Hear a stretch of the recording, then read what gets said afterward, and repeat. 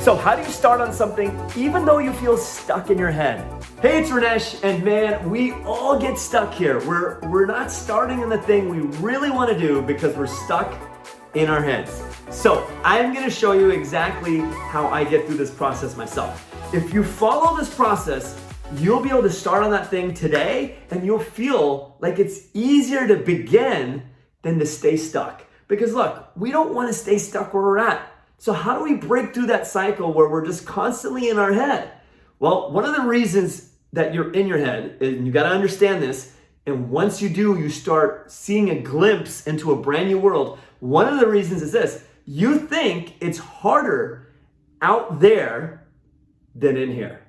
You think it's harder out in the world, harder out in the marketplace, harder out in the arena than it is here. The greatest battle is always the one that's fought in your mind. So, as soon as you realize that, you start thinking, gosh, the greatest battle is always the one that's fought in my mind. Then I have to move from my head to my hands. So what do I mean by that? I have to move from my head to my hands. Essentially, all that means is as soon as I start working with my own two hands on the thing that I want to do, things become easier. I make the phone call, I write the email, I start on the workout, I go for a run, I just go for a walk. You maybe think, gosh, Ranesh, if it was that easy, then I wouldn't be watching this. But here's the thing. If you really evaluate why you haven't begun on something, it's because you think it's just easier to stay here than to go there, than to start on the thing. So the first thing you got to realize is that battle is biggest in your mind. It's biggest in your mind and easier out there. And then the next thing is you got to move from your head to your hands and do the thing. And what does that mean? Well, first thing you have to do is this: look at your vision, look at your outcome. And if you're overly focused on your outcome, if you're overly focused on your vision, it will actually prevent you from taking action. Because I bet you have a big vision for yourself. I bet you have a big outcome that you want to hit. You're thinking, God, I want to get here. This is what I want to do. So all you're doing is focusing on where you want to land, and you're thinking of the position and not the process. The process of what you have to do with your own two hands. So what do I mean by the process? The process is what you have to do next. It's like that next small step that you got to take. And if you're thinking about this, if you're riding a bike and you're constantly looking at the top of the hill while you're on that bike, is it going to be hard to kind of get there? Are you going to be distracted from the road in front of you? Absolutely. So what I'm asking you to do is don't look at the very top of the hill. Understand that you want to get there. Understand your vision, your goal, get your outcome in mind, but then release your attachment to it.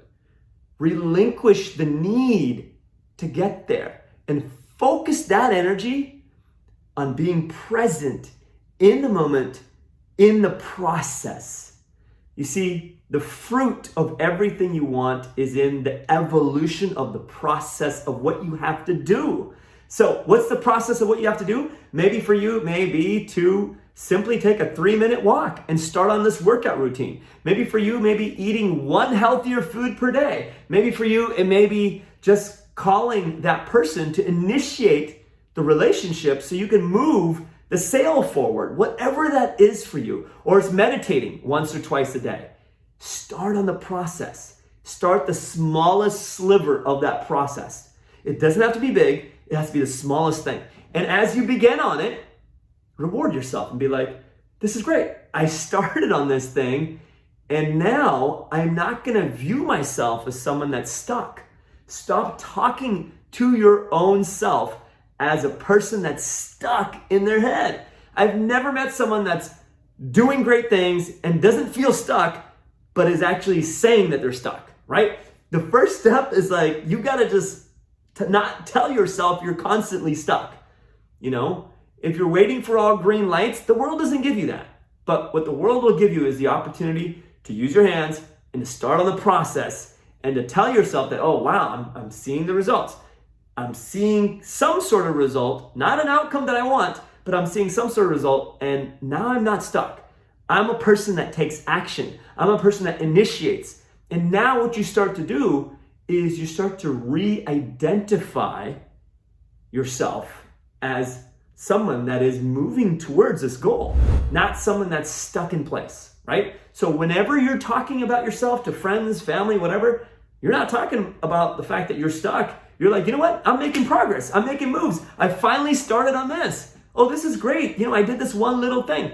And then you build on it. You look at what's happening, right? That's the next thing. You build on it. You're like, I'm looking at what's happening. I'm getting feedback. I'm refining the process. Then you refine the process. So you kind of initiate it, then you refine the process, and then you pivot left, move right, you improve on that process. And you know what that starts to do? When you start to move and you refine the process, it starts to shift your identity deeper. So now you're actually getting a piece of the result that you want here because you're actually beginning on the thing. So if you feel stuck, keep these few things in mind. First thing is, it's always bigger out in your mind than it is in the world. It's always bigger out in your mind than it is in the world. The next thing is move from position thinking to process thinking. And the best way to do that is going from your head to your hands and starting on the smallest thing possible, and then re-identify who you are connecting with yourself. What's your new identity? Are you someone that starts on things? Are you someone that's making progress? Yes. You're not that person that's stuck anymore. You're not that person that's just stagnating. The only way to get unstuck is to begin the smallest part of the big thing.